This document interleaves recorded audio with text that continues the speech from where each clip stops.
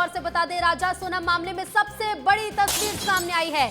विस्तार न्यूज पर राजा और सोनम रघुवंशी का पहला सीसीटीवी फुटेज है। सीसीटीवी फुटेज में राजा रघुवंशी और सोनम रघुवंशी दिखाई दे रहे हैं। एक्सक्लूसिव तस्वीरें देखिए विस्तार न्यूज के पास, ये तस्वीरें सबसे पहले आई हैं। तो बता दें आपको, सीसीटीवी में राजा और सोनम दिखाई दे रहे हैं। शिलांग के होटल के अंदर की ये तस्वीरें, 22 मई का ये वीडियो बताया जा रहा है। परिवार ने सीबीआई जांच की मांग की है। बता दें, राजा की हत्या के एंगल से जांच की जा रही है, तो वहीं सोनम रघुवंशी की तलाश अभी भी जारी है। ये तस्वीरें देखिए, सबसे बड़ी तस्वीर राजा सोनम रघुवंशी मामले में विस्तार न्यूज पर राजा और सोनम का पहला सीसीटीवी फुटेज है। सीसीटीवी में राजा और सोनम नजर आ रहे हैं। शिलांग के होटल के अंदर की तस्वीरें बताई जा रही हैं। आप तस्वीरों में साफ तौर पर देख सकते हैं, राजा और सोनम दोनों इन तस्वीरों में कैद हुए हैं और सीसीटीवी में राजा और सोनम नजर आ रहे हैं। 22 मई का फुटेज बताया जा रहा है। एक्सक्लूसिव तस्वीरें आपके सामने, और सीधे रुक करेंगे अक्षत मिश्रा हमारे साथ इंदौर से लाइव जुड़ रहे हैं। अक्षत, विस्तार न्यूज के पास तस्वीरें, सबसे बड़ी तस्वीर अब तक की सामने आई है।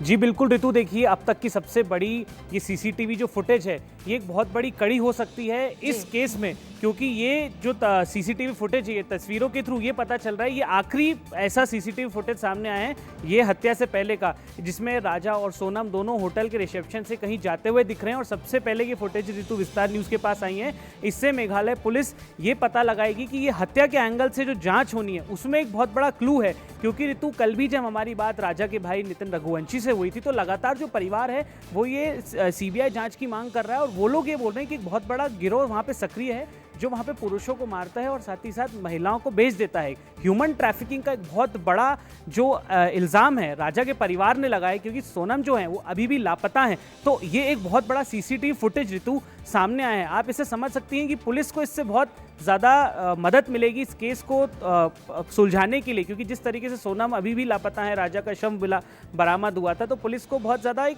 इससे क्लू मिलेगा कि कहाँ गए थे, क्या हुआ था ये, क्योंकि आखिरी सीसीटीवी फुटेज है ये ऋतु।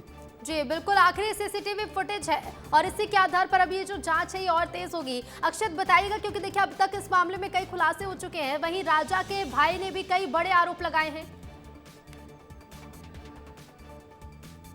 जी देखिए ऋतु, इस बात को हम थोड़ा सा पहले से समझते हैं। जो राजा के भाई नितिन थे, वो पहले ही दिन से, जब ये घटना हुई थी, जब राजा और सोनम लापता हुए थे, तो वहाँ पहले दिन से मौजूद थे।